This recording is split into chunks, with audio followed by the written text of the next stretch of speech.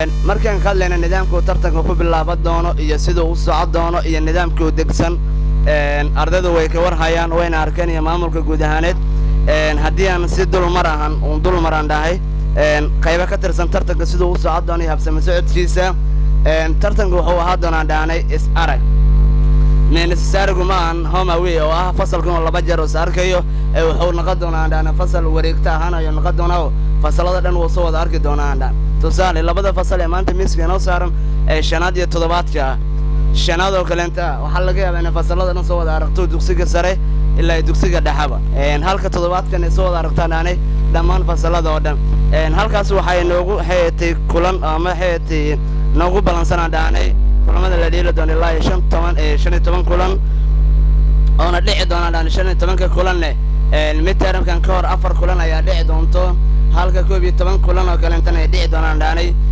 sanadsiyeedka hadduu noo bilowdaan dhaanay midtermka wixii ka dambeeyaan dhaanay tartanka marka laga hadlayo waxaan la soo bilaaban doonaa maanta oo xayirtay Arbaca bishan ay ku beegan tahay 10 bisha November 2021 aragadiisuna waxay soo dhamaan doonaan dhaana 30 bisha 3 ee Maarso 2022 semifinalkiisa iyo finalkiisuna waxa la dheeli doonaan dhaanay bisha Abriil ka hor imtixaanka finalka dugsiga intaan la gelin tartanka marka laga hadlayo wuxuu noqon doonaa mid nidaamkiisu degsan yahay sharciidiisuna ay degsan tahay habsami socodkiisuna insha Allah Ilaahay aan kaga baryo doono inuu Ilaahay noo fududeeyo laakiin waxa meesha ma doontaa dhaanay nidaamka ardayga iyo guddiga tartanka iyo maamulkaba goorjoogto ay ka noqon doonaan ay wada arki doonaan ay waxay noqon doontaa dhaanay nidaamkan warqadda ku soo dhajinay iyo habka tartanka u socod doonaba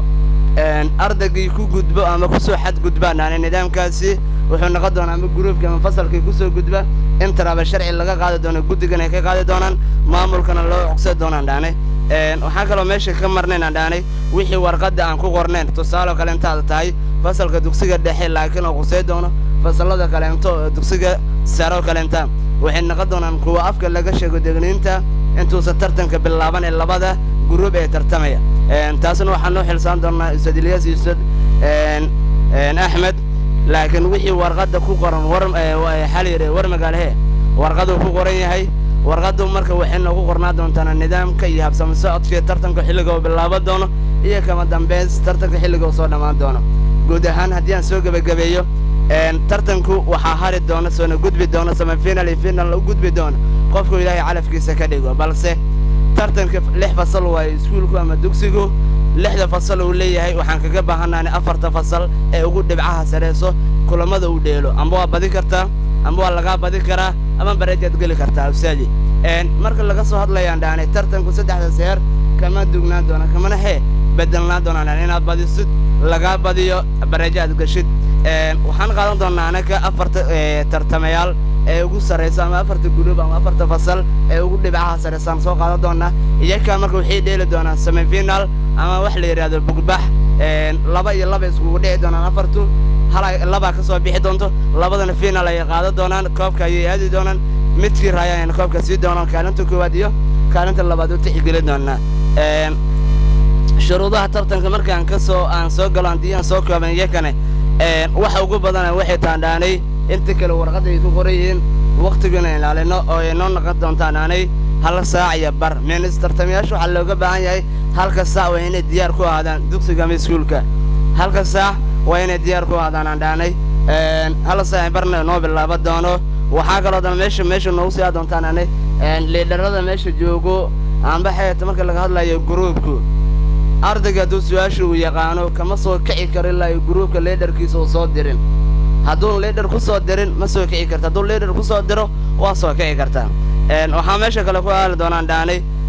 xifaalta ku noqdaan dhaanay mid ku saleysan tartan iyo anshax Ilaahay ka cabsi haddii uu noqdo tartanka marka laga hadlayo ama xifaaltanka uu noqdo mid lid ku ah dhaanay tartankeena iyo nidaamkeena waxay noqon doontaa in sharciga lagu digsan doono tartanka marka laga hadlayna wuxuu noqon doonaa dhaanay mid habsami socodkiisu aad u wanaagsanaan doono maamulka iyo macallimiinta barayaasha iskuulkana ay goobjoog ka ahaan doonaan sida marka intaas wixii ka dheeriyaba waxaan u deey doonaa guddiga kaleento Ustaad Ilyas iyo Ustaad Ahmed tartankan waa inoo furan yahay aniga ka ah gudoomiye ahaan ee tartanka waana mahadsantiin ustaad